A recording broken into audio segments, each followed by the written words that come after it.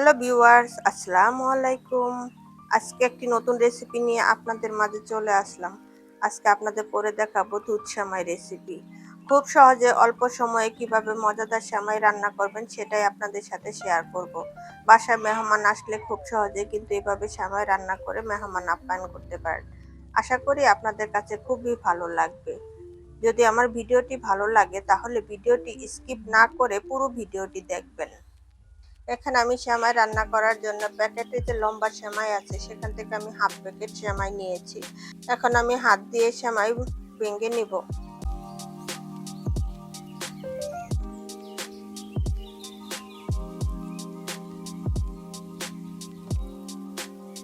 চুলায় একটি প্যান বসিয়ে ভালোভাবে গরম করে নিয়েছি। এখন এর মধ্যে দিয়ে দিলাম 1 টেবিল চামচ ঘি। ঘিটা গরম হয়ে আসলে এর মধ্যে দিয়ে দিব কাজু বাদাম, কাঠবাদাম এবং কিশমিশ দিয়ে হালকা একটু ভেজে নিব।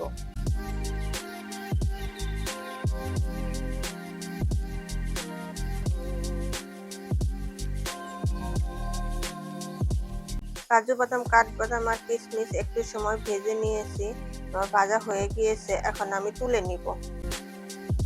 এখন আমি সেমাই ভেজে নিব। এর জন্য দিয়ে দিলাম আরো 1 টেবিল চামচ ঘি।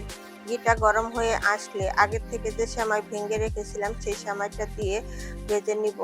একদম লো আছে কিন্তু সেমাইটা ভাজতে হবে, তা না হলে কিন্তু সেমাই পুড়ে যাবে।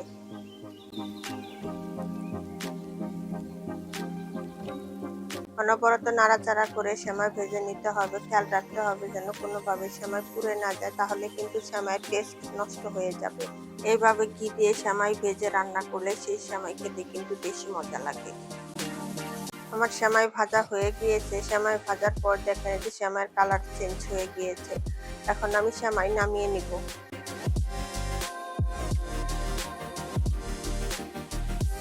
সেমাই রান্না করার জন্য এখানে আমি 5 কাপ দুধ নিয়েছি। দুধটা একটু জ্বালিয়ে 4 কাপ বানিয়ে নিব।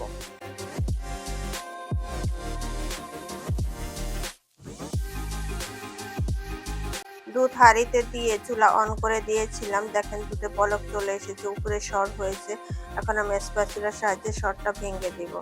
তবে বারবার দুধটা নাড়াচাড়া করে দিতে হবে, তা না হলে কিন্তু নিচে লেগে যাবে।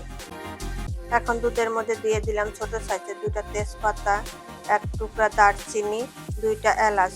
এলাচের মুখ আমি ফাটিয়ে দিয়েছি যাতে করে এলাচের সুঘ্রাণ ভালোভাবে বের হতে পারে।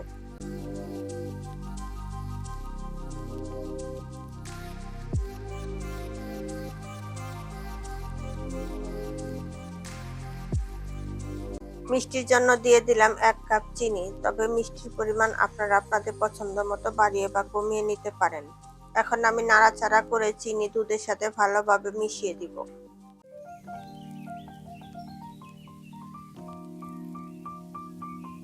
এখন আমি দিয়ে দিলাম সামান্য পরিমাণে লবণ। তবে কেউ যদি মিষ্টি খাবারে লবণ পছন্দ না করে তাহলে স্কিপ করতে পারেন।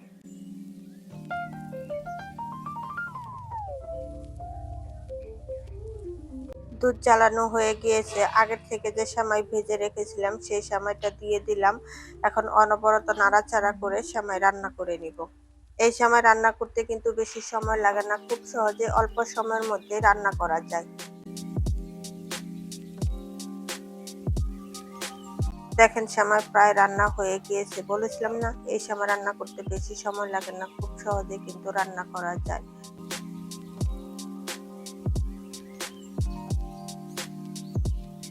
আগের থেকে যে কাজু বাদাম, কাঠবাদাম আর কিশমিশ ভেজে রেখেছিলাম সেটা আমি এখন সেমাইয়ের মধ্যে দিয়ে দিলাম।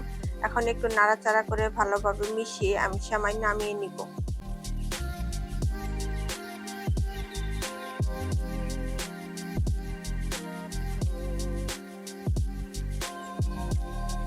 সেমাই নামিয়ে আমি বাটিতে ঢেলে নিয়েছি। এখন ডেকোরেশনের জন্য উপরটা কিছুটা কাঠবাদাম দিয়ে দিচ্ছি। এখন আমি সেমাইয়ের বাটি 1 ঘন্টা ফ্রিজে রেখে দিব, তারপরে সার্ভ করব। দেখেন দেখতে কতটা লোভনীয় লাগছে, খেতেও কিন্তু দুর্দান্ত হয়েছিল। আপনারা আমার রেসিপি ফলো করে একবার হলেও বাসায় ট্রাই করে দেখতে পারেন। আশা করি আপনাদের কাছে খুবই ভালো লাগবে।